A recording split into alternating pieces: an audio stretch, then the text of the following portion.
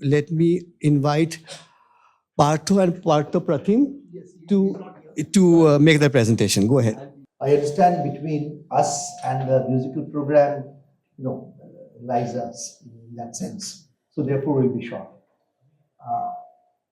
The three papers, essentially, in a conference on development and political economy. Normally, commercial banking or financial sector, they don't necessarily occupy a role. I start with a very basic description of what the elephant looked like and then describe its trunk of the tail. Essentially, when it comes to the financial institutions, banks and non-banks, the primary element is commercial bank, but there are cooperative banks, there are newer banks, development banks, insurance companies, mutual fund, non-banking financial companies, and there are a lot of others, of which I'll be looking only at this, and there are two more papers looks at non-banking financial companies and financial inclusion. That's the broad thing that we do, and we'll argue that since Indian system is primarily bank-led, it's very important to focus on banks as well. How big is the financial sector? Why are you discussing? If you look at the finance, real estate, and professional service, this is, and hold your breath, this is more important than manufacturing. Finance, real estate, and professional services share 2023-24 is something like 23.3, which is more important than manufacturing in India, which is 17.3. That's one basic thing you realize. These are big. How much of this is only financial sector? Maybe you have to switch off. Is that? Yeah.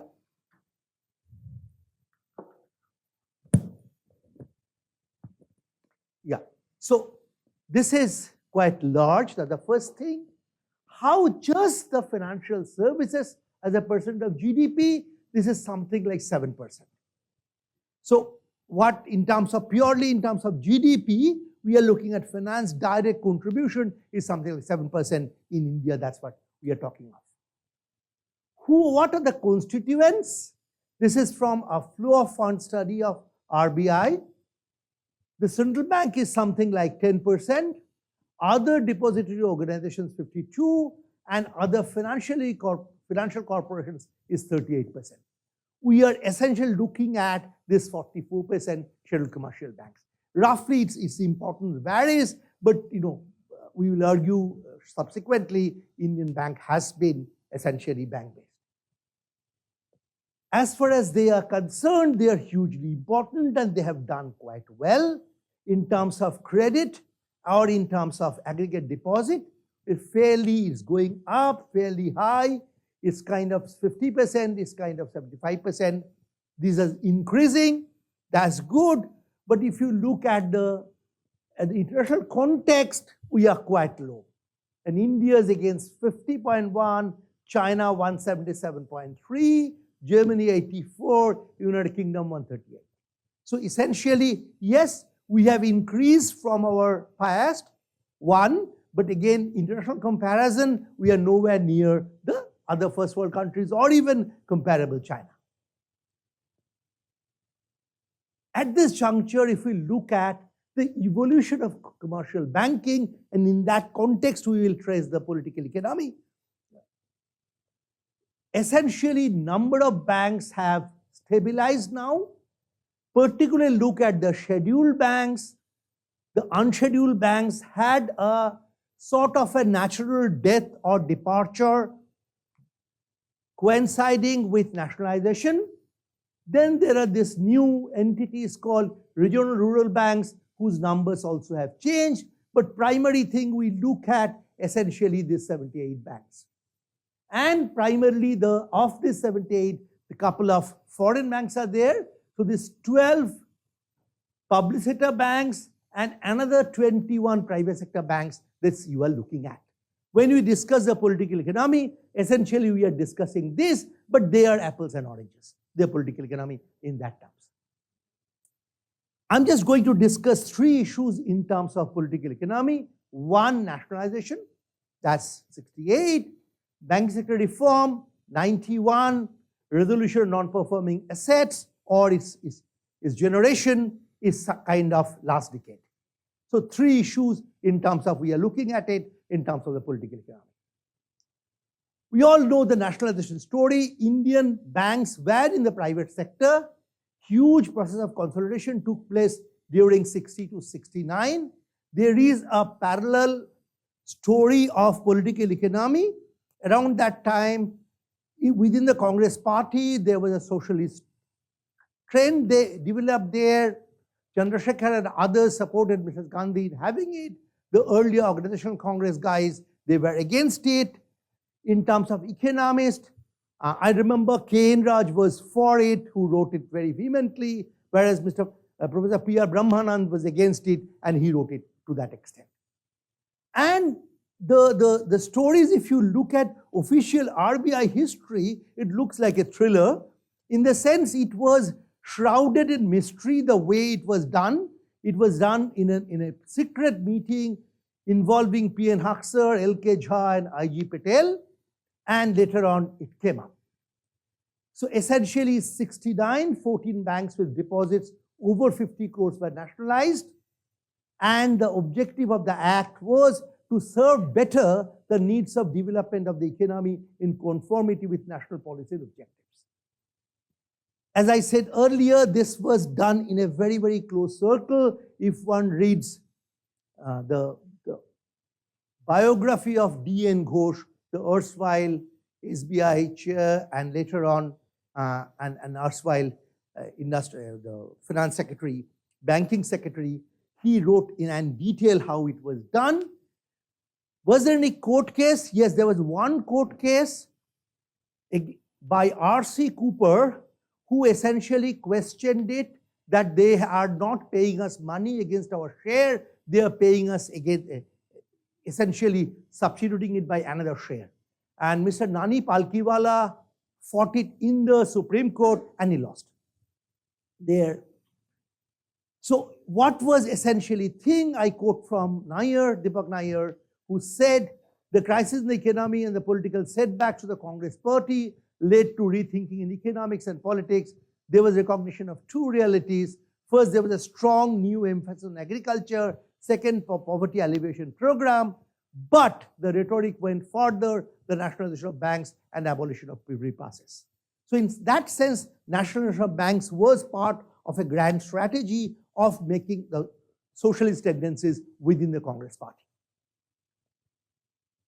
I'll move to the second issue that I have talked of. There was financial reform since 1991. Interestingly, if you think of the incentive of financial reform, there were two elements, there are two major planks. One is domestic, that is lessening of financial repression. Financial repression was essentially administered interest rates, public ownership of banks, and so on and so forth. But at the same time, while in the financial liberalization program, apart from lessening of financial repression, there was building of financial superstructure as well. Number of institutions came up.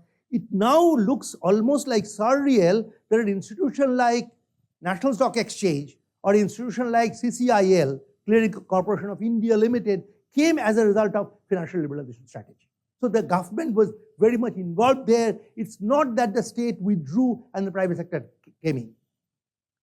There was a huge element of external sector liberalization issue and capital account convertibility. I'm not discussing this, my primary focus here, but we have, suffice it to say, that we have been far energetic here. We have been rather conservative, slow, calibrated, depending on which side you are, you can pick up the adjective. Now, in terms of views, there are views on both sides. That was, say, integral part of the Indian reform strategy. Space was calibrated. The counter view was it's too slow, too little. Country suffered because of the conservative approach to financial liberalization. I'm not making any judgment out of it, but just to make it aware. The other emphasis here was the forces of global finance. The forces of global finance definitely wanted more global things to come up. And as you all know, that in terms of Wall Street and City of London, 2 square kilometers occupy something like 50% of global finance.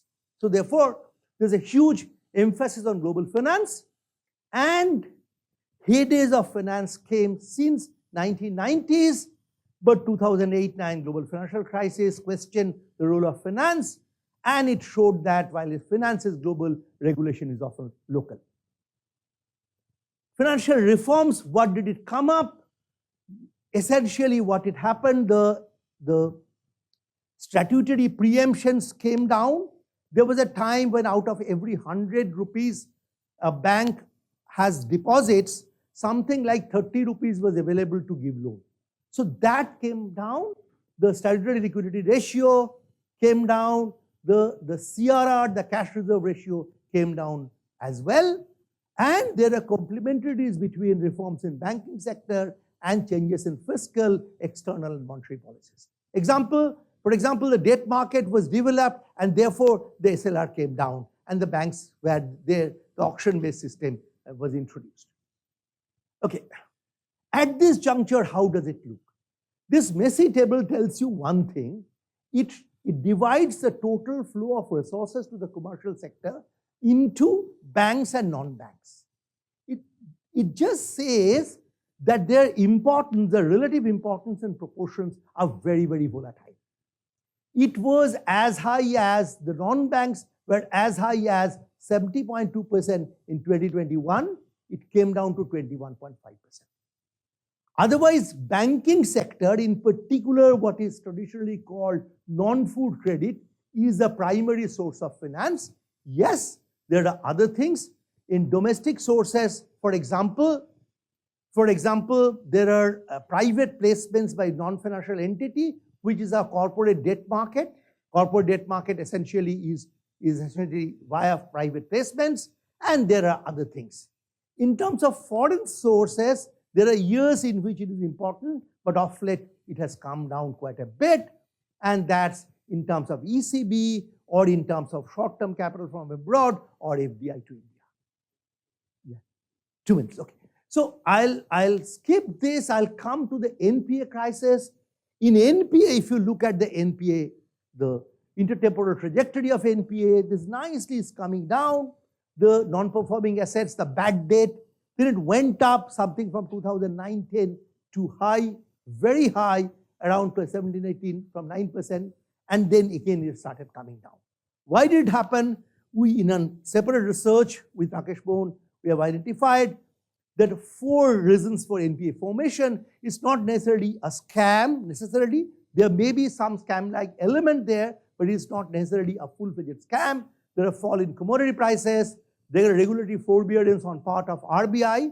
They were 2 lakhs for too long a period of time. The so-called public-private partnership models go bad, and of course there are governance issues in banks. Just to show that there are political economy issues here, this is a study by Credit Suisse Database and Economic Survey. The top 10 stressed corporate groups, their corporate sector debt issues, same thing, something like, 7.5 trillion. 7.5 trillion debt that they have accumulated, and there are ample folklore and evidence that this was essentially looking. Okay, so I will skip all this. I will only say there has been some recent progress made, and recent progress was made in terms of resolution regime, recent progress was made in terms of bankruptcy regime, and with all this, this looks like better. In other words, just to sum up, the political economy of commercial banking is no different from political economy from anything else, but the coexistence of public sector and private sector makes it much more complicated and difficult. I'll stop here. Thank you. In today's paper, I will be presenting basically India's experience with financial inclusion. I'll be laying out basically the context, which I argue comprises of 6 key milestones. Then I'll also look at the policy approach and how it has changed and how it has been shaped by these milestones.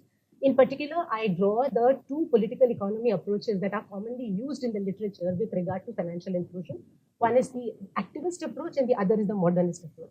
Now, activist approach, I'm sure most of you are aware that it began in the 1950s as part of post-war reconstruction, when many emerging and advanced economies nationalized their banking system, they also created certain development financial institutions in the public sector in order to not just meet the infrastructural credit needs, but also to meet the needs of some of the underserved sections like agriculture, small scale industries. This approach came under criticism starting with the 1980s when we see a shift to the modernist approach.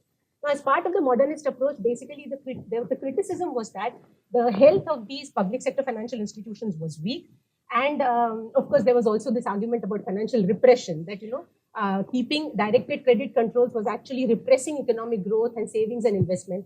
And as a result, the idea was to look at the state not as a purveyor of finance, but as a facilitator of finance. So therefore, the role of state to uphold private property rights, private credit contracts, even to facilitate exchange of information, financial information of borrowers, in order to overcome the typical information asymmetry which mars financial transactions. So the idea was to look at state like that.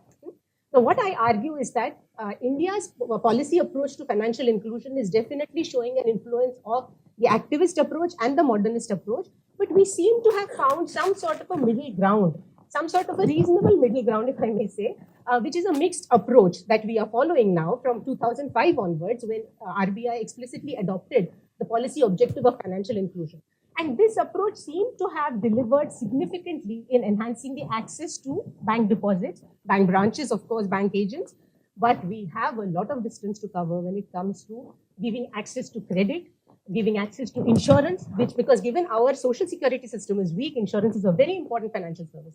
And with regard to that, there is a lot of work that India needs to do. And yes, India needs to travel quite a lot of distance to make finance equal and affordable. So these are the basic points that I will be raising in my presentation. Let me now go to the context. Now, as I said, there are 6 key milestones that I identified.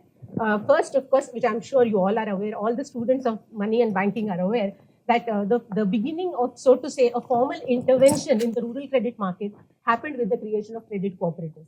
This happened in 1904 following the Famine Commission's recommendations. Prior to that, however, it's very interesting to read the correspondence and the writing by the government of India at that time, and the Bombay government in particular, where we saw Deccan riots. I don't know if some of you are aware of it, but there were riots against money lenders. And in response to that, actually, this idea came up that we need to have some sort of an intervention in the credit market, which the government till then was absolutely procrastinating, saying that, no, we cannot afford to take on the function of the money lender. Let the money lender do his job. And therefore, in fact, when credit cooperatives were created, then also the government of India, although it bit the bullet and created credit cooperatives with state support, it said that the idea of these credit cooperatives is not to frighten the money lender and not to take on the money lender. The idea is not to displace him. In fact, this whole idea of displacing the money lender and forming some sort of a formal institutional alternative to the money lender came only after independence. So the first All India Rural Credit Survey Committee, which was constituted by the RBI to look into the rural credit situation, that committee noted that the whole idea of creating credit cooperatives is something to fight the money lender, to compete with him and to put him in his place. I think this was a very important kind of assertion that was made at that time.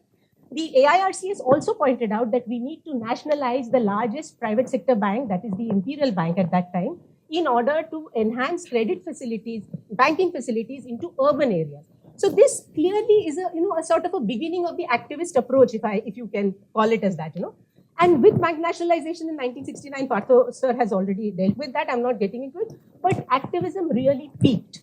And in fact, I'm quoting K.N. Raj, and he mentioned K.N. Raj, who believed strongly in nationalization. He argued that the whole banking policy at that time was aimed at not just regulating the volume of credit, if you can see on the slide, to the rates of interest, to whom credit was given, for what purpose it was given.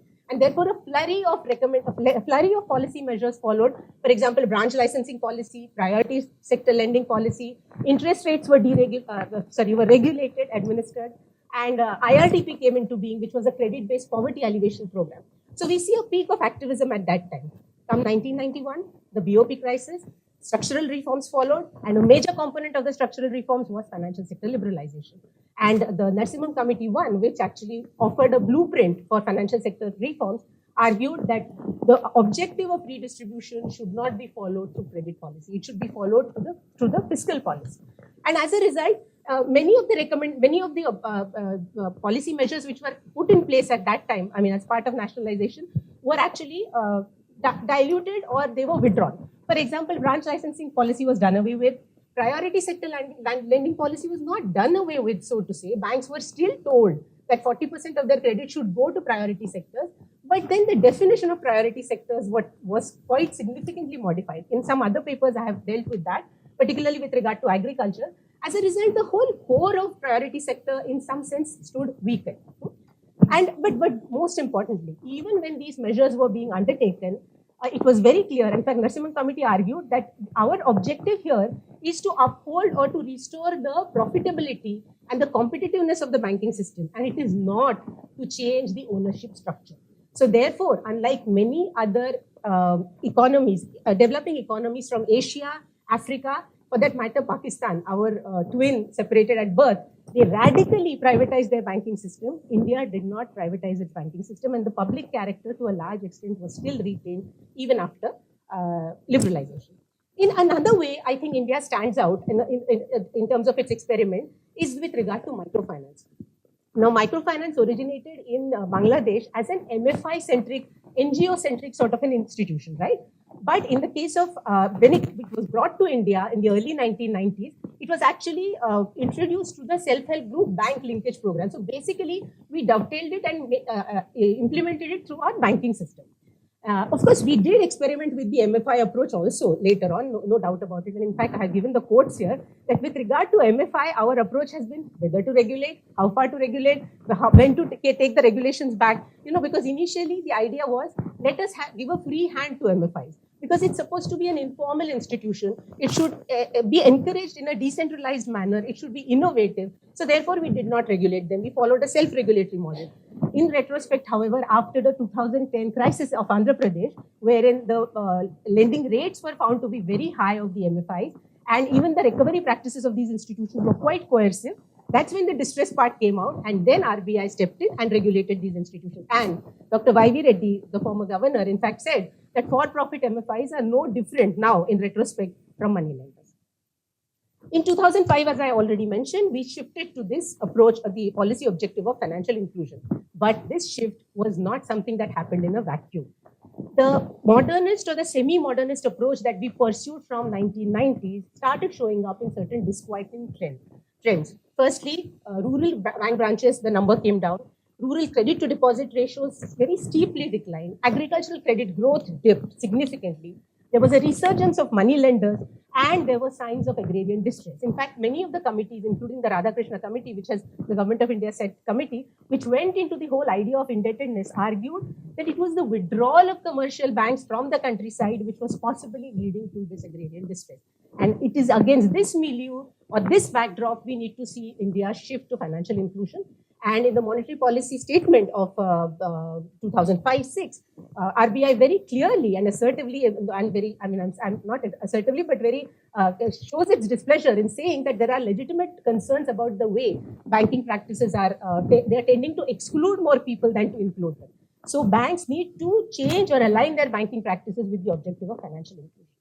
And as a result, we see the return of many of the policy measures which were started after nationalization in a modified form though, okay? So branch licensing policy did not come back, but branch authorization policy came back, wherein banks were told that you can open X number of banks, you are free to open X number of banks within a year, subject to an annual authorization from the RBI, provided at least 25% of these bank branches are opened in unbanked rural centers.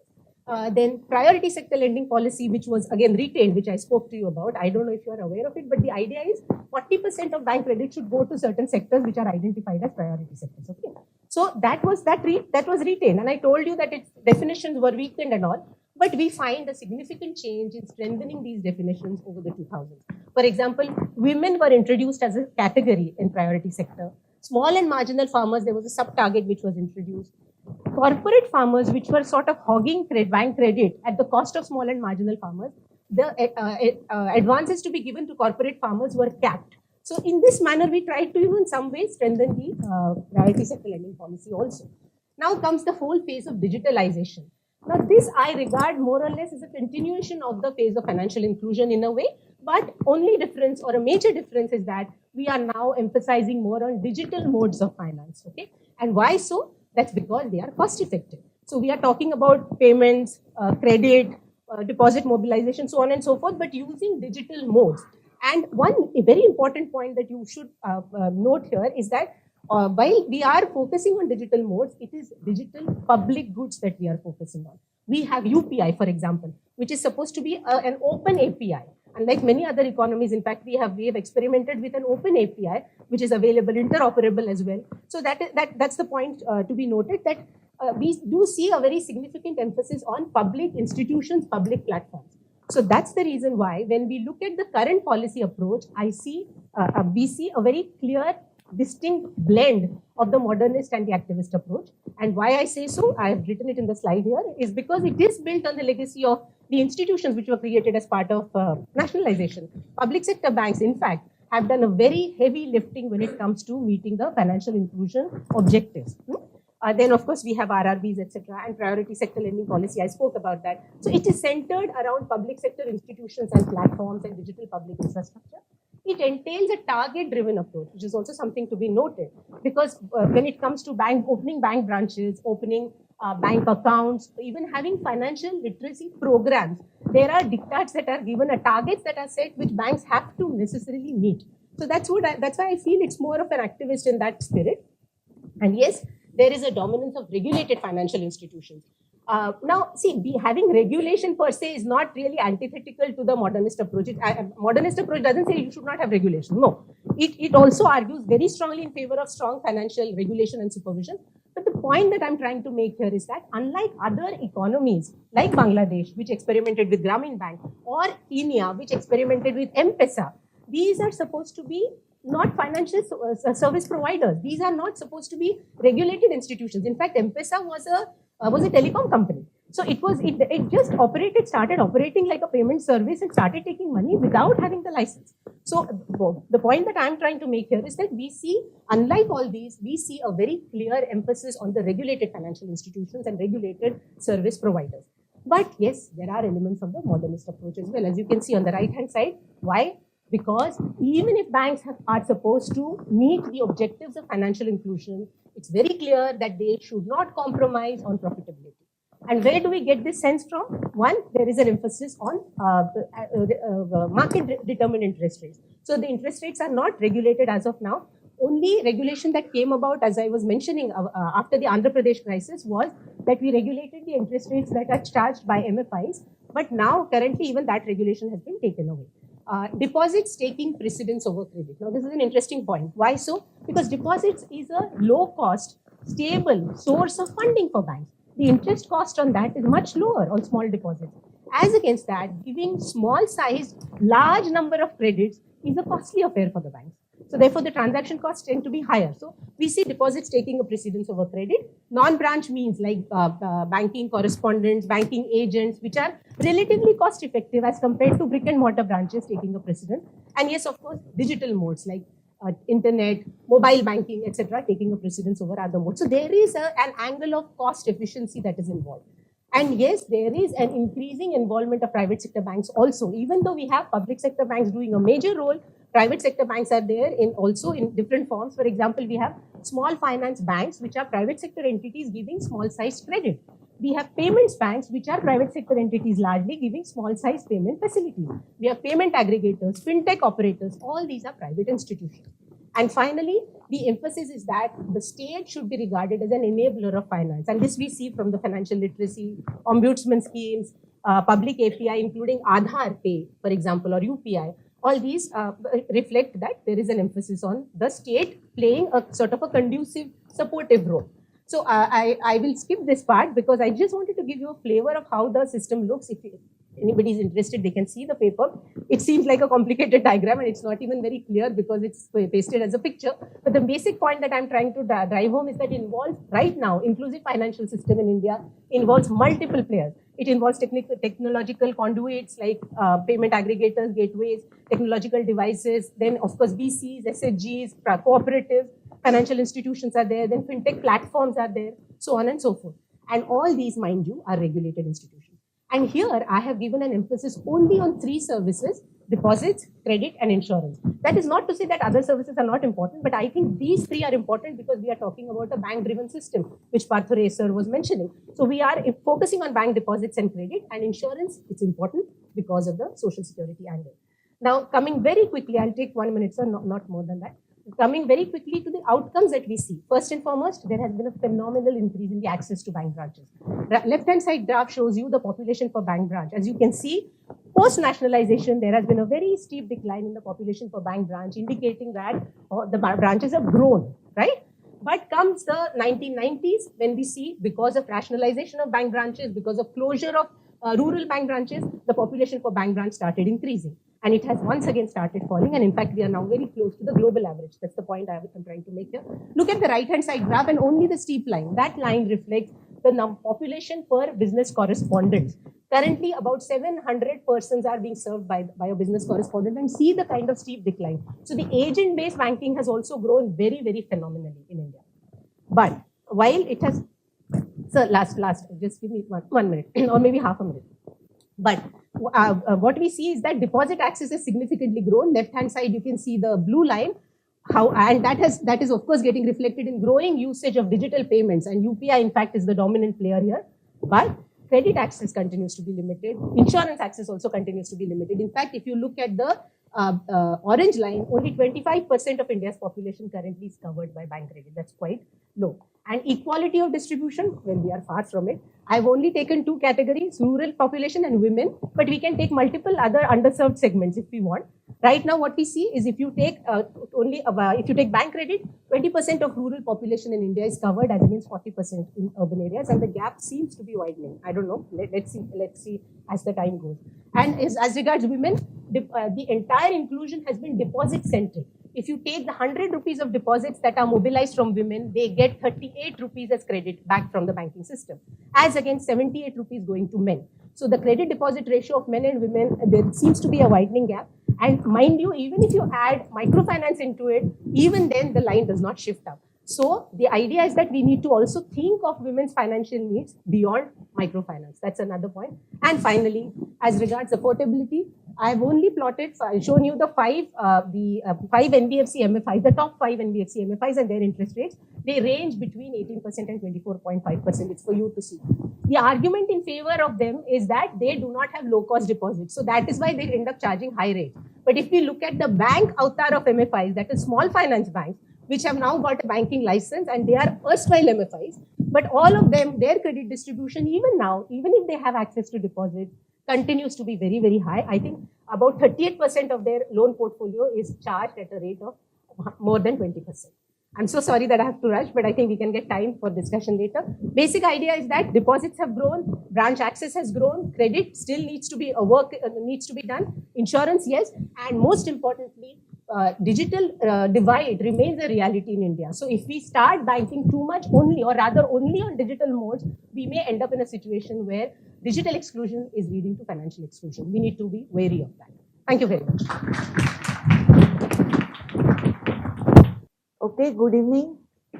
So I'm the last presenter, and this fits in line because I'm representing NBFC sector here, which always feels that it has a last voice in the system. So in a way, it's, it strengthens my position. So this Dr. Ray has already explained. I just want to tell you that I'm focusing on non-bank financial companies, because in non-banks, we have development banks, the sector which is almost wound up, then insurance companies, mutual funds, etc.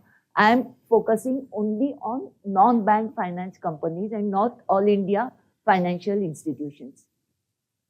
So the main thing which I want you to tell you, the relative, the growth in relative importance of this sector in last 10-15 years. Because as a financial intermediary, the relative importance has increased significantly. The asset under management of this sector has grown more than 13 times, between 2008 and 2024. And their share in total credit disbursed in the country is almost 1/4, that is 25%, and it is retained at that level for last 7-8 years. So it has become a big sector. And compared to banks, they have a certain advantage because they are able to lend both in business cycle upturns and downturns, because their business models are very agile. For banks to close down the loss-making branches and all, they have to take permission from Reserve Bank of India. They have mandatory priority sector lending arrangements and all. So NBFCs have enjoy a lot of operational flexibility. So they are able to lend during the downturns. And CAFRIL, the research center of RBI, has brought out a beautiful study on this, that how they actually act as a shock absorber when the bank credit is shrinking. For instance, Dr. Ray explained the situation of policy paralysis and how it gave rise to a huge creation of non-performing loans between 2012 and 2016. And that was the time when NBFCs compensated for the credit pullback by the banks. So they indeed act as a shock absorber. Now, NBFC structure, I will just tell you briefly. NBFCs are classified into different categories based on 3 criteria. One is sources of funds, other is scale, and then lending segment. Sources of funds, there are some deposit-taking NBFCs and some non-deposit-taking NBFCs. Most of the NBFCs are non-deposit-taking NBFCs. Deposit-taking NBFCs as of today are only 25.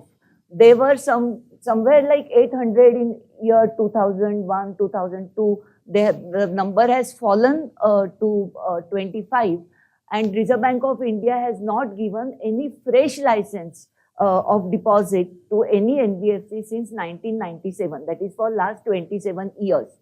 Then within non-deposit NBFCs also, any NBFC which has an asset size of more than 500 crores, they are called as systemically important NBFCs.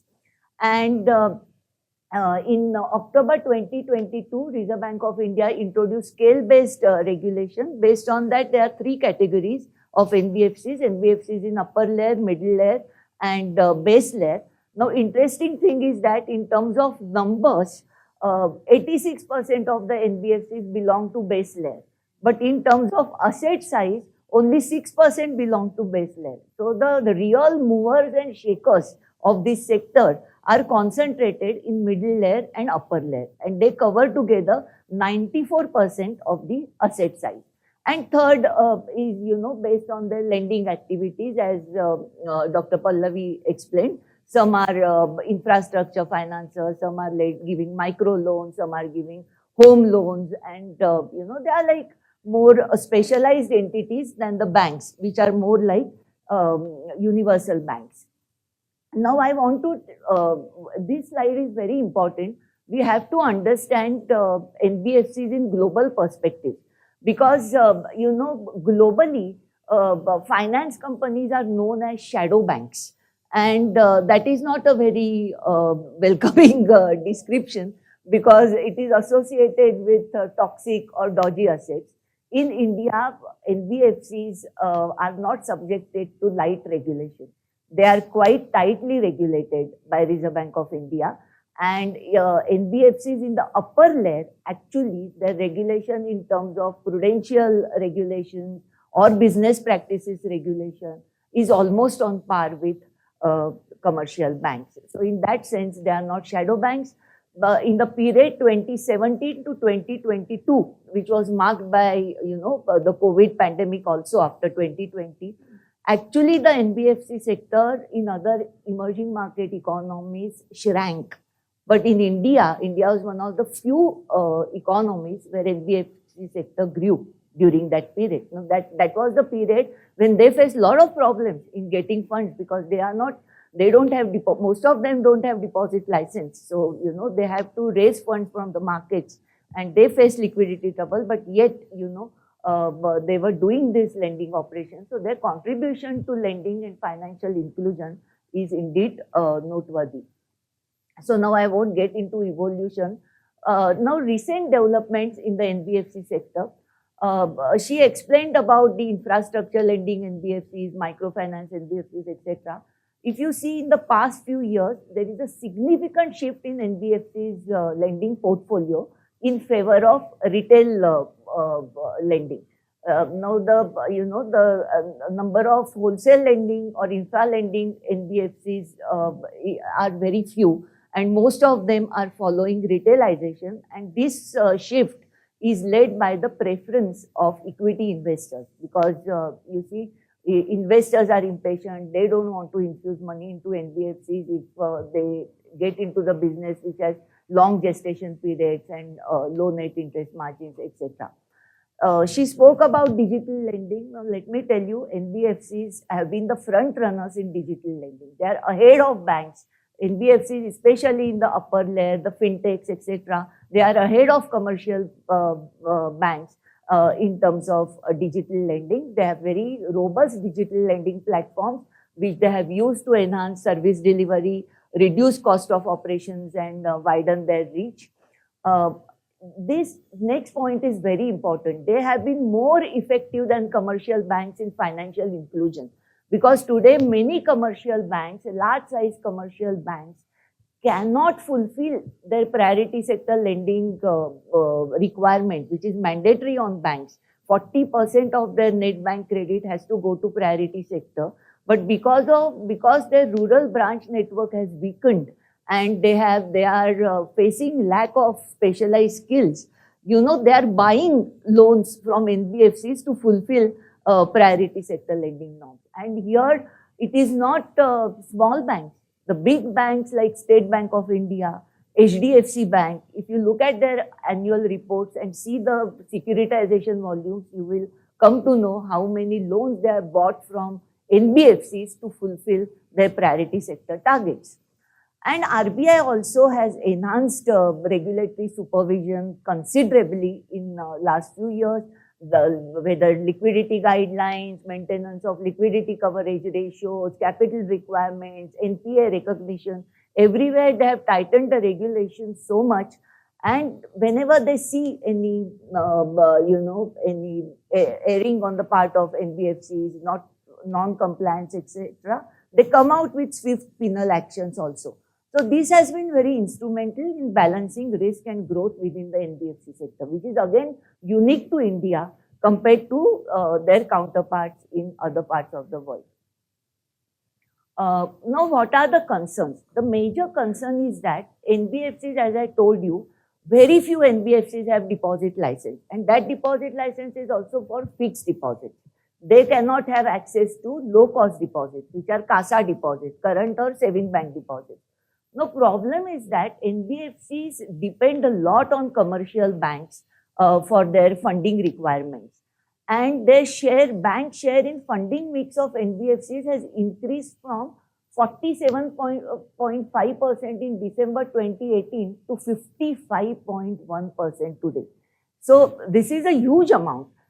That means, you know, if there is any problem in any NBFC, there will be a huge spillover risk to the banking industry also. So interconnectedness between banks and NBFCs has grown disproportionately. Now, this is only the lending side. Banks also are linked to NBFCs from the investment side, because when they are not taking loans from banks, they have to raise money from the markets in the form of, say, commercial papers or non-convertible debentures, or, you know, when they are doing securitization or direct assignment, they are again taking money from the banks. Now, if you take the total exposure, then it can go even above 70%. And this rising interconnectedness between banks and NBFCs is a real concern for Reserve Bank of India, because it has, you know, potential for contagion risk. In the past 1.5 years, Reserve Bank of India took many macroprudential measures to control exuberance in NBFCs lending to, you say, unsecured lending or personal loan lending, which is not collateralized, which is not given against any security. Also, RBI raised risk weights. Then RBI also raised risk weights for banks lending to NBFCs to control that. It moderated that lending to some extent, but still the concern continues. And RBI has taken decisive penal measures against several prominent NBFCs in recent years for regulatory violations and non-compliance, reinforcing the importance of adherence to the regulatory standards. So what the message which I am trying to give out of this presentation or paper is this, that even if NBFCs have scripted a remarkable story of providing flexible financial solutions, because whenever banks have failed, NBFCs have come in and filled in that credit gap. NBFCs are even helping banks achieve financial inclusion objectives. Despite that, they face many political economic challenges that have impacted their ability to operate effectively. Now, what are these challenges? First of all, policymakers' practice of maintaining lower entry and exit barriers for NBFCs has given rise to a disproportionate growth of less prudent NBFCs in India. As I had told you, in base layer, 86% of the NBFCs are concentrated in base layer. In terms of assets, they have only 6% share. So you can just try to understand that, these are very small, too many in numbers, and the regulating those NBFCs is quite tough for RBI. So this has resulted in weaker lending standards, higher borrower leverage, and buildup of credit and liquidity risks in certain pockets.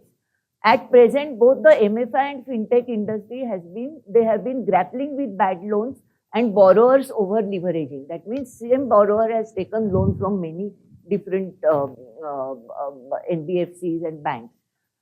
RBI doesn't wish to give a fresh deposit license even to large and well-regulated NBFCs because it wants to maintain low entry and exit barriers for the sector as a whole. So on the one hand, they want this sector to grow. But this particular policy of RBI is coming in the way of diversification of funds by the upper-led NBFCs who are asking for deposit license to reduce their dependence on banks. And even if this sector is highly heterogeneous, some are in micro loans, so some are giving short-term loans, some are giving large loans, the sector suffers from perception risk. Even if, a particular segment comes into trouble or has a fractured balance sheet, negative perception is developed about the whole sector, and every player suffers from the liquidity risk. Because, we had seen that post the ILFS and DFHL crisis, they were long-term lenders. But even the NBFCs which were giving short-term loans, they faced the problem. Even though this sector has 25% of credit share, even today it doesn't have a permanent refinance window. Like RBI can take recourse to repo window, commercial banks can take recourse to RBI's repo window for short-term liquidity mismatches. These NBFCs, are wholesale funded and they are vulnerable to liquidity shocks. So, in fact, Parliamentary Standing Committee had made recommendation in 2003 that NBFC should have refinance window. It is still not done. Institutions like National Housing Bank, SIDBI, National Housing Bank earlier used to control housing finance companies. Now that regulation has shifted to RBI.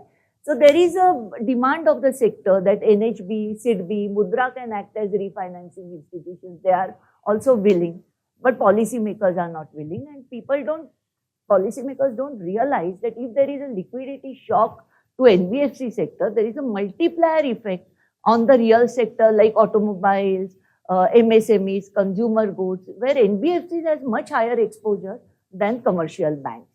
Regulatory stance of not issuing a fresh deposit license even to large and well-regulated NBFCs has aggravated funding constraints for the NBFC sector. On the one hand, Reserve Bank is saying that you have to diversify your funding resources. On the other hand, they are not giving deposit license to large and well-regulated NBFCs. We see a lot of contradiction there because, if there is a retailization of assets of NBFCs, there should be retailization of liabilities also. Too much dependence on few institutional lenders. Actually, if there is any problem with any of the lender, NBFCs as a whole suffer.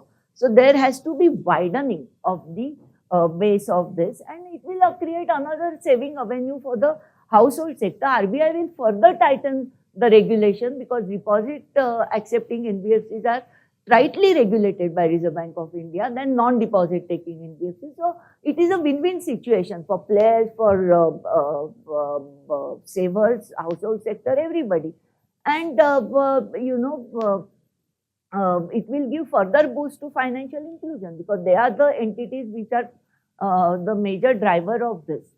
So, and they don't have to then hold the cash or liquidity because, deposit accepting NBFCs like Bajaj or Mahindra Finance, if you look at them, most of their deposits are in the buckets of 3 years to 5 years. So, that gives them a stable source of funds, which other NBFCs don't have. Only 25 NBFCs in the system today have that advantage, and we have more than 9,400 NBFCs today. Also, last point now I am making, and that is the case that NBFCs are also vulnerable to shocks coming from political arena because sudden change in ordinances or loan waivers, etc., which spoils the repayment culture. And NBFCs don't enjoy protection from Reserve Bank of India or government in terms of interest subvention and all. So they have to incur unexpected losses. Even when demonetization happened, it was a man-made calamity. Sometimes the shock is made by, given by the system, the policymakers, sometimes it is given by natural calamities. Now, the current accounting system, the Ind AS, it asks NBFCs to compute expected credit losses and make provisions against that. But what about event risks? What about unanticipated shocks, black swan events?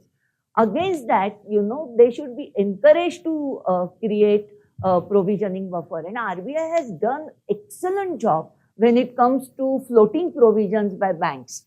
And people may say that, if floating provisions are created, players may use that for smoothing of profits. To that also, IMF and Reserve Bank has a good answer. They say that if you are doing that, disclose it. I mean, the disclosure should not be only in investor presentation, but also in the annual report. So that, but whatever we all as savers, if we have whatever we earn during good times, we try to save as a buffer, contingency buffer for the bad times. Same facility should be extended to the NBFC sector. And last point is that, there is an absence of a platform for regular dialogue between NBFC sector and policymakers.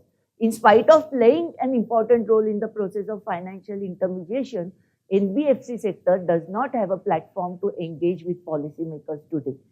So, and actually that they create that, it will help make the regulation of NBFCs more proactive rather than reactive, because there will be two-way communication between the players and the RBI, and RBI will understand the areas of concern ahead of the curve. So I think Indian policymakers have done a great job in harmonizing the regulation between banks and NBFCs from the asset side, from the credit side. But a similar harmonization is now needed from the liabilities and the provision side. Thank you.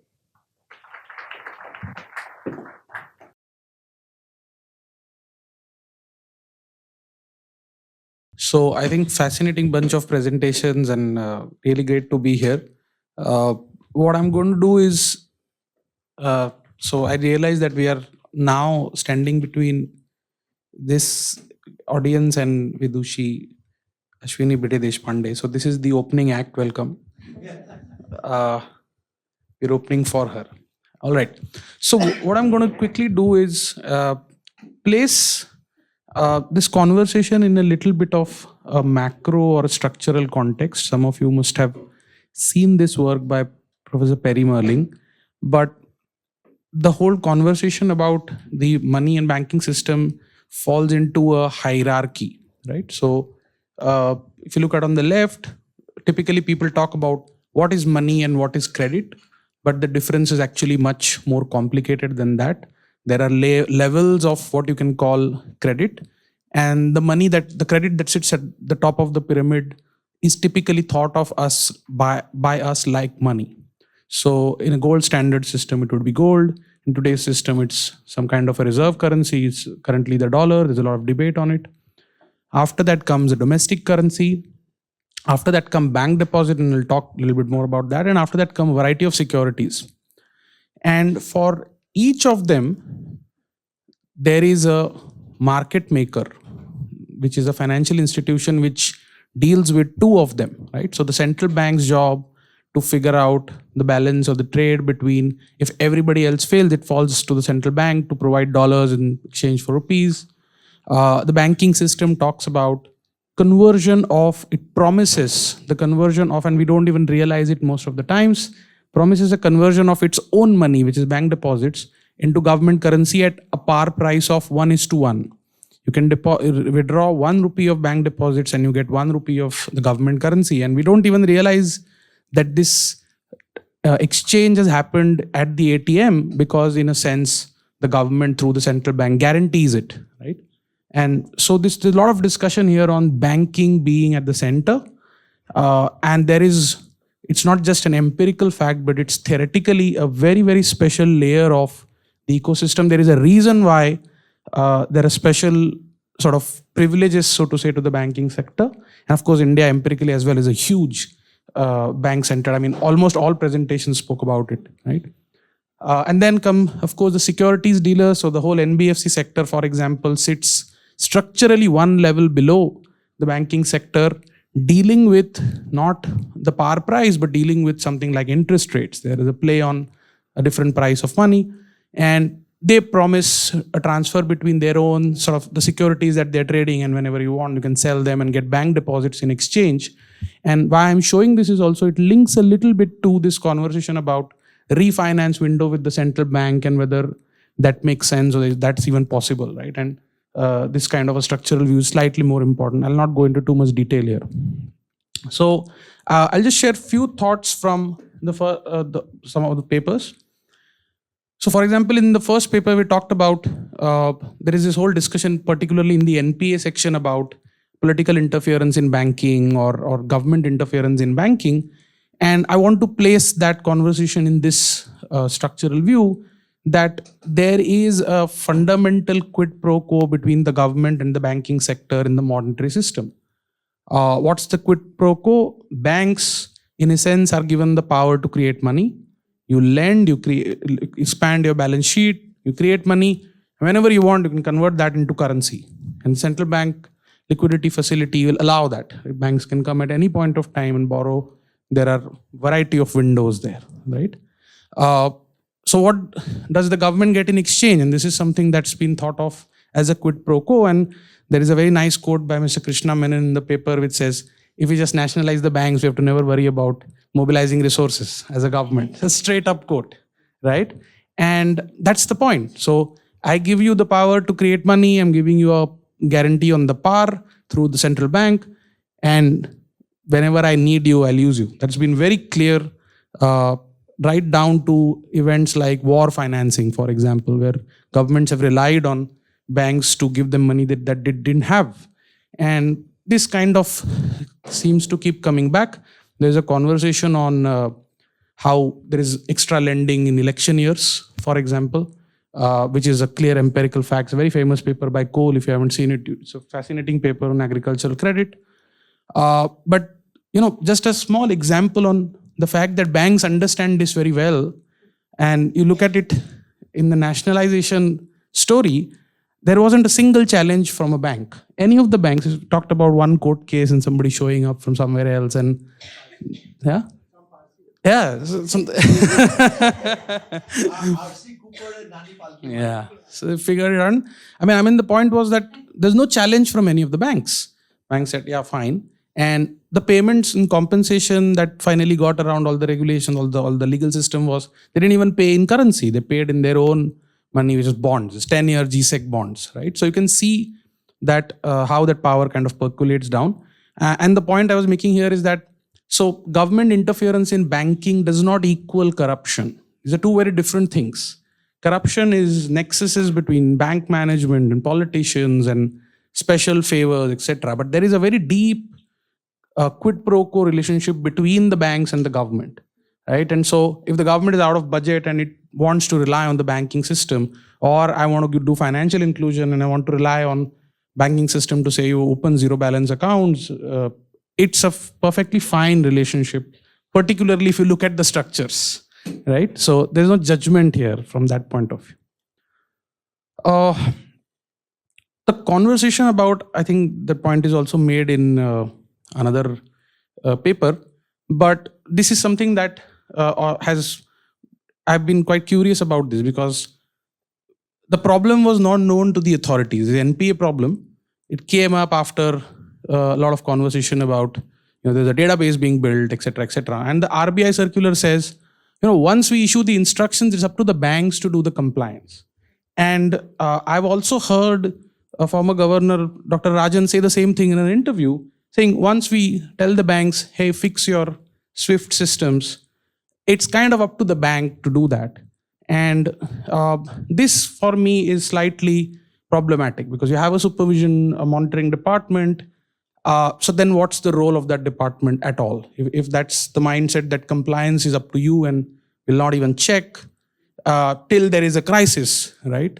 And then, so you can see most of the times people have taken that mindset. And of course, after the crisis, 2018 PNB crisis, then in 2019, RBI comes and says, okay, here are monetary fines to 36 banks for not doing something. I think that's the right way to go, that you shouldn't need, and there's a point that I'll make later as well, you shouldn't need a crisis to get regulation. And I think we've been very reactive on several fronts in India on regulation. So it's a very thin balance on whether you're over-regulating or you're not, and how do you manage it.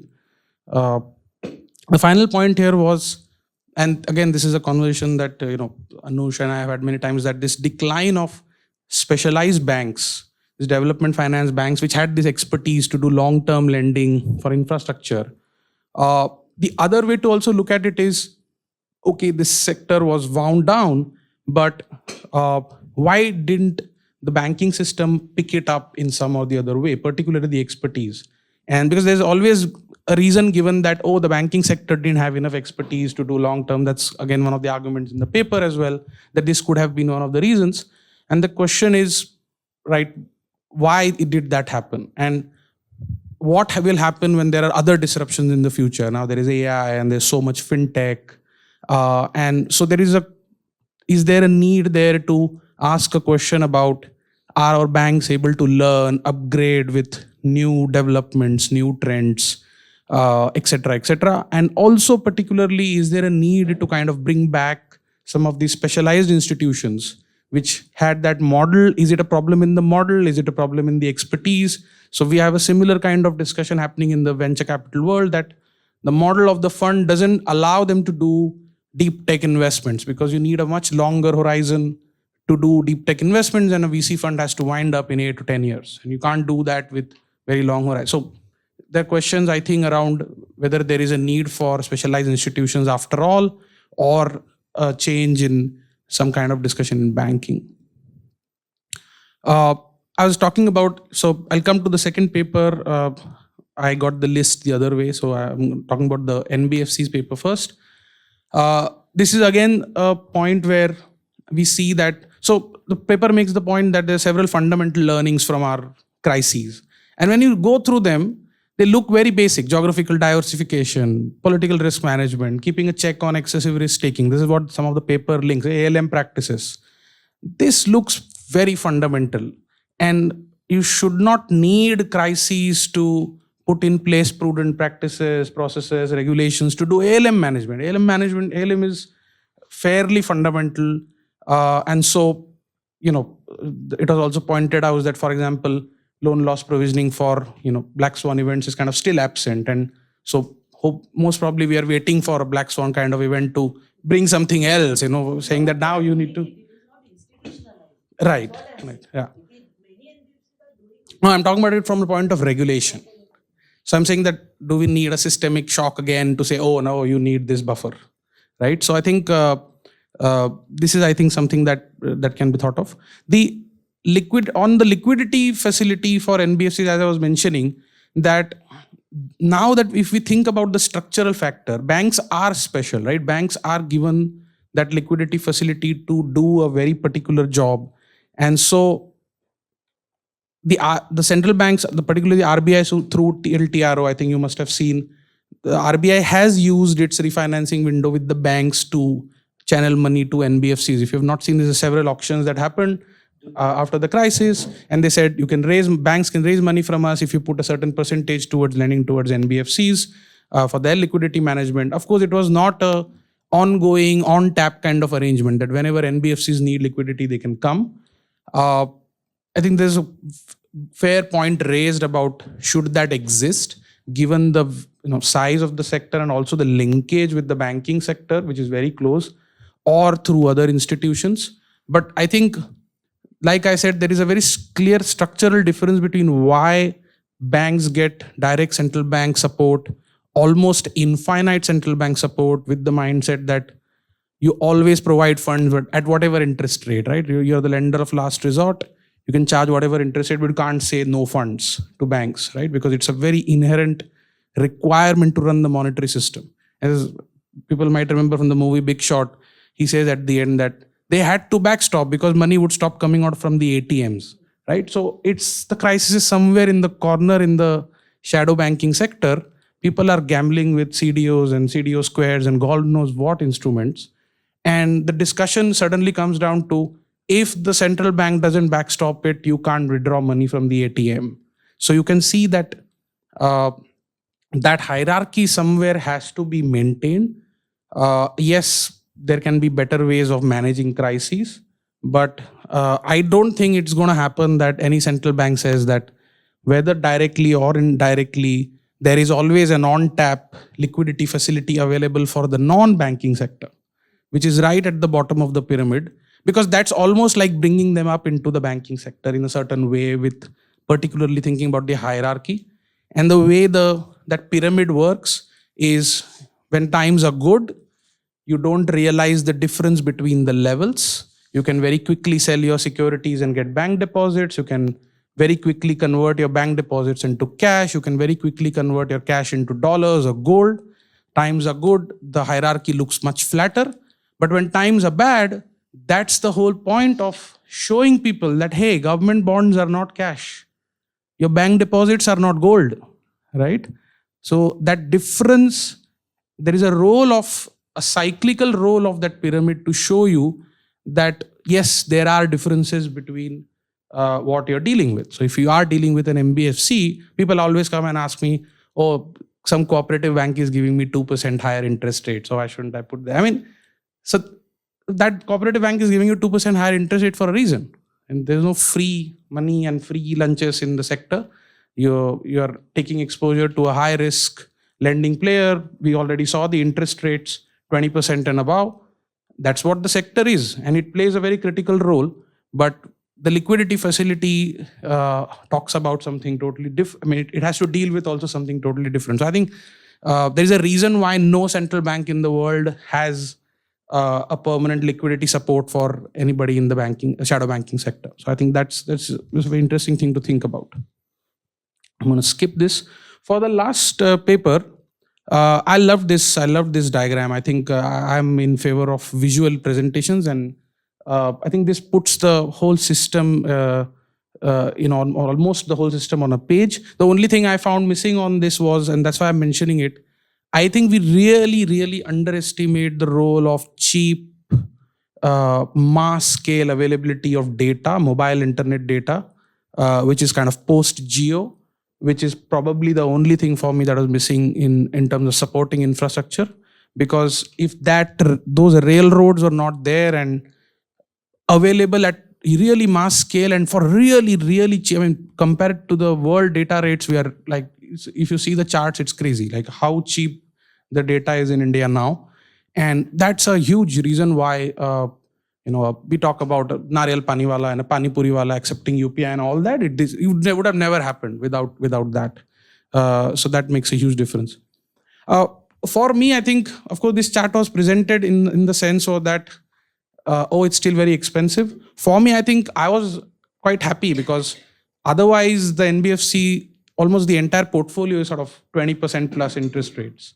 And with specialized finance, I can see that's down to less than 40%. I would say it's like a clear win because reduction by 60% is this was a fascinating chart for me. And you also, by the way, get to see, and you can look at it later, that the last bucket, which shows more than 20% interest rates, how little of that business is done by public sector banks, and the private sector banks still do that. And that was a very, very interesting chart for me. So if you look at the last one, the last bar in the center, the PVBs, you still see a lot of business there, and it's absent in the public sector banks. So public sector banks don't seem to be doing any lending beyond 20% interest rate. So it's a very interesting kind of chart for me, and maybe there are different reasons for it and would be interesting to hear. So final point from my side. I think this paper, I had very little thoughts. It was presented so well, and so many charts, lovely charts in this paper. But one of the things, because I come from the area of entrepreneurship, so my immediate thought after I look at a paper on financial inclusion is, I think we need to start talking about more categories than we've been talking about. Most of the times when we speak about financial inclusion, it's always urban versus rural. And yes, I understand those are the major categories, right? It's gender, or it's size of business, or it's, rich versus poor, or whatever. But I think there are also other types of institutions, for example, startups, which really struggle to get bank credit. And the reason is very simple, that they don't have traditional forms of collateral. And there is a whole movement now around intellectual property driven lending that's emerging. It's still not very large in any of the banking sectors. There are other debt providers that there is so much to learn from, people like who provide venture debt. They basically provide it because a VC invests some equity money in a startup, and that's kind of their collateral, that okay, a VC has done his or her due diligence and put equity money. I'll put my money, if there's $10 million of equity funding, I'll give you $1 million loan. And so you can see the sizes are very small, but it's still very, it stayed within a very narrow segment. So I think financial inclusion can also be thought of in much broader ways. So that was my few thoughts. So thanks Anush for inviting. Great presentation. I just want to respond to your comments on absence of refinance window for NBFCs. You compared it with global NBFCs and said that no central bank in the world has that. But you see, the structure of Indian NBFCs is very different than global NBFCs. There, they are mostly investment vehicles, and like money market funds, hedge funds, and you gave example of credit default swaps. So US banking laws very clearly define shadow banks as ones whose financial activities are not regulated. And even if it's a regulated entity, there could be some activities which are unregulated. That also, and that is typically credit default swaps. In India, majority of NBFCs are in lending business. And that is the reason why Reserve Bank of India has subjected them to tight regulation rather than light touch regulation. Given that, and I'm saying not even suppose if at least a debate should start on it, whether it should be of permanent nature or during the crisis period. For instance, during COVID, you remember mutual fund, that Franklin Templeton episode happened. After that, Reserve Bank of India thought of creating a refinance. So my whole issue is this, that we cannot be reactive. 25% share in total credit disbursements is today very high. And what they are saying, that if you don't want to start a generic thing, at least for specific assets, like for MSMEs, SIDBI can act as a refinance institution. So that was the point I was making. Yeah, thank you. Points well taken as far as my paper is concerned. But data is a big problem. Whatever data was there, I could explore, but we'll try. Just one thing, since I've worked for the supervision department, you said that, okay, so RBI is just watching and saying, let the crisis come. So I need to respond to that. It's not as if NPAs were happening and RBI said, okay, let the banks only do the disclosures properly and that's all, and we are not bothered. No. You initially in the first slide, you spoke about nationalization and no bank coming out with any objection. Have you thought that when it came to giving loans also to certain certain infrastructural sectors. Probably banks did not say that, and maybe that is the reason. I don't want to get into the details of it being from RBI, but that was one of the reasons.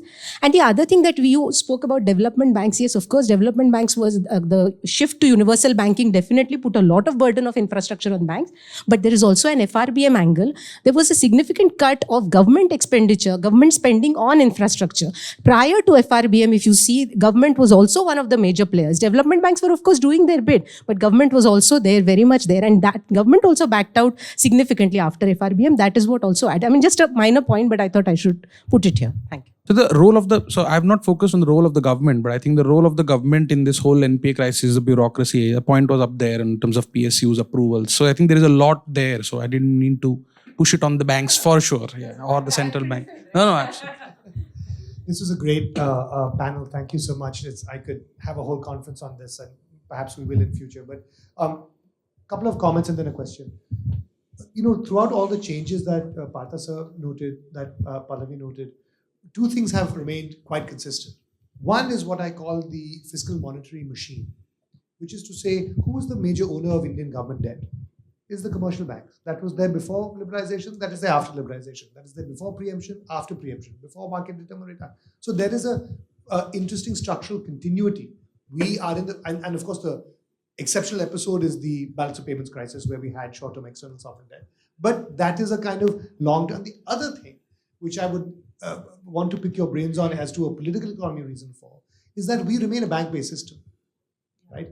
In a sense, we Rohan invoked the language of hierarchy. If you look at the hierarchy of Indian finance, we have core, which is the banks. Then we have, if you like, the outer core, which is the NBFCs, which are of course highly hooked up to the banks. They are shadow banks, ma'am. Obviously shadow has a pejorative ring to it, but they are market-based banks in the sense that their liability side is wholesale. Right, the asset side is wholesale. Right, they are raising money wholesale, as you said. Right, but their deposit side, the liability side is more retail and fractured, and they link up to the mainline banking system, just like the U.S. shadow banks were linked up through liquidity provisions to the mainline banking system. That makes them there. Then you have a periphery of microfinance, bank agents, money lenders, and then perhaps an emerging periphery of digital finance. But my question is, what political economy answer can we give to the fact that we remain, in a sense, uniquely in the global south, a bank-based financial system? Huge pressures coming from all kinds of channels to financialize, marketize. So what's the counter pressure? You'll see the thrust of my questions coming from a Dilliwala who's been a policy economist, but also a development economist from JNU. Four macro level issues, which any of you would like to want to pick it up, please pick up whatever you want to, and one micro level issue. The four macro issues, to my mind, are the big elephants in the room, in a sense, in our country. One is this difference between the southern states and the northern states in respect of the credit deposit ratios and the transfers that are taking place between states, and what implications and what could be done about it. Second issue, of course, is India versus a China or other developing countries at our level of development, our credit deposit ratio. I mean, I find that a worrying phenomenon, and that will connect me to the micro issue that I will raise in a minute. I'd like you to reflect on that a little bit, because we have to mobilize the savings. We don't mobilize the savings, we can't raise our investment rate. We are about to run out of our demographic. Third issue, which I think is crucially important, and I think the people also are ordinary people, at least the middle class, need to begin to understand, is the scale of the write-off which has resulted in the dramatic fall in the NPA. Right? You write off on a mass scale, and then you recapitalize with the public sector funds. Your and my taxpayer money is going in. How long is this going to carry on? This is not the first time it has happened, but it has happened on a vast scale this time. this is simply unacceptable from this point onwards, and somehow we've got to fix this. Fourth and final is, of course, I was appalled in 2020 when we came to know about the reality of the balance between fiscal stimulus and monetary and credit stimulus in response to the collapse of output and employment in 2020, FY 2021. And yeah, but I mean, the fact that our economy contracted twice as much as the global economy, which has never happened. It didn't happen in the global economic crisis. I was in the planning commission. I was in government. We knew what the size of our fiscal deficit was, what was the size of our monetary stimulus was, and we balanced it. I'm very critical of the fact that we allowed our fiscal stimulus to last long. Thank God the chief minister, the finance minister changed that point. That's how we corrected for it. But anyway, the bottom line is our credit stimulus was outrageously high, way beyond what the emerging market economies put in place, while our fiscal stimulus was a fraction of that. Final, very quickly, sir, the micro issue.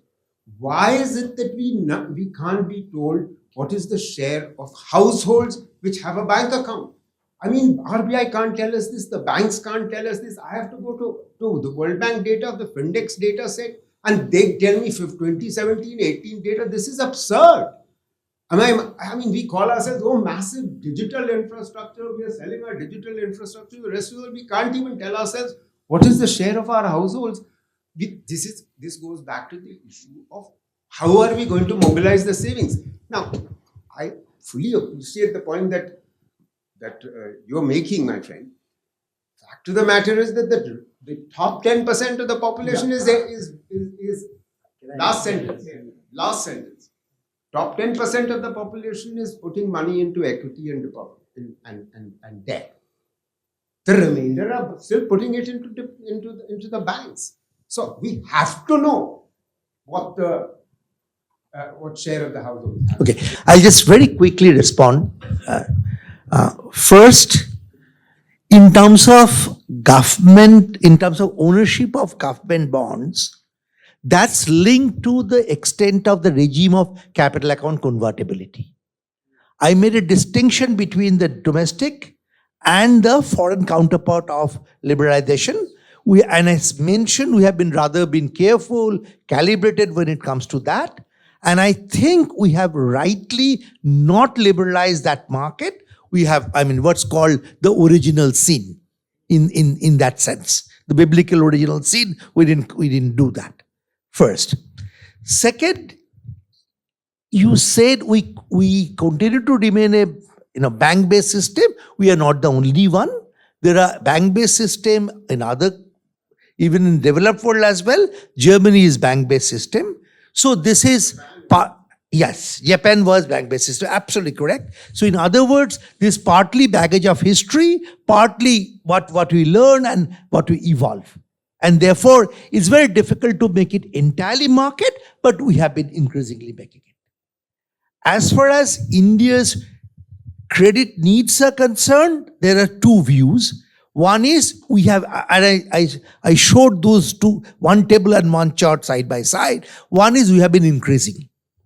The second is, yes, despite that, our credit GDP ratio is much, much lower than any of those counterparts. When I countered this, I remember I had a difference of opinion with Dr. Rangarajan, who said, you are facing an NPA crisis, even with this credit deposit number, don't expect it to make it 120%. He said, therefore, in other words, absorption level. This is like, the fiscal stimulus has been compared with obesity. So you can compare the credit needs with that as well. How much you can absorb depends on the absorptive capacity of the economy. My views varies with others, but there are people who said that even with this, we are unable to absorb. So how much do you include? And therefore, in that context, the issues of financial inclusion has huge, huge importance.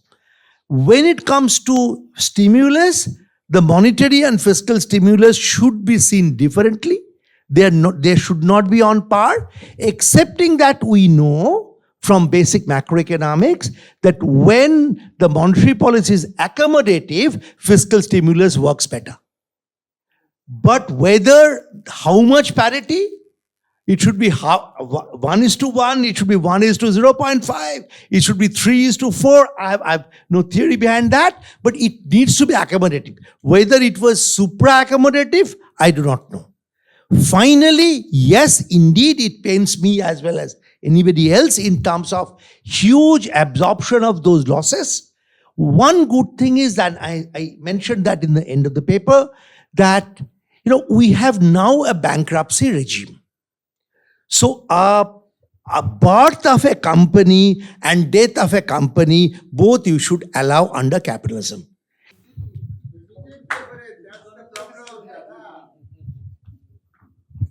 Thank you very much. Sorry.